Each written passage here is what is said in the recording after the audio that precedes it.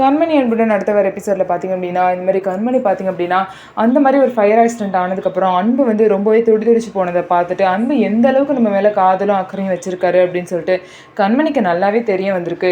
இதனால எப்படியாவது நம்ம லவ்வை வந்து அன்புக்கிட்ட சொல்லணும்னு சொல்லிட்டு எப்போ பார்த்தாலுமே அன்போட நினப்பிலே இருக்காங்க. ஒரு பூச்செடிக்கு தண்ணி ஊற்றும் போது கூட பார்த்தீங்கன்னா ரொம்பவே பாட்டு பாடி ஜாலியாக சந்தோஷமாக இருக்காங்க. இதை பார்த்த வெண்ணிலா இப்போதான் உனக்கு ஃபயர் ஆக்சிடென்ட் ஆயிருக்கு, அதுக்குள்ளே நீ ஏன் இப்படி ஜாலியாக பாட்டு பாடிட்டு இருக்கன்னு சொல்லிட்டு கேட்குறாங்க. அதுக்கு வந்து கண்மணி சொல்கிறாங்க, ஆமாம் எனக்கு அப்படியே பைத்தியம் பிடிச்ச மாதிரி தான் இருக்குது அன்பு மேலே அப்படின்னு சொல்கிறாங்க.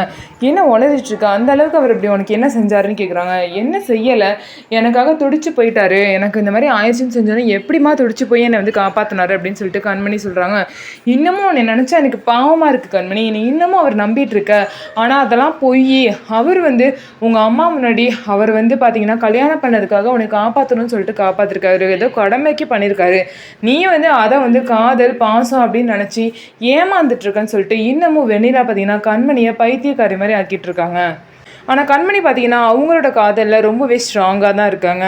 ஸோ இதுக்கப்புறம் என்ன நடக்க போகுது, வெண்ணிலாவோட ட்ரூ கலரை கண்மணி புரிஞ்சு பார்க்கலான்னு சொல்லிட்டு வெயிட் பண்ணி பார்க்கலாம். நம்ம வீடியோ உங்களுக்கு பிடிச்சிருந்தா நம்ம வீடியோவை லைக் பண்ணிக்கோங்க, மறக்காமல் நம்மளோட சேனலில் சப்ஸ்கிரைப் பண்ணிவிட்டு பாருங்கள்.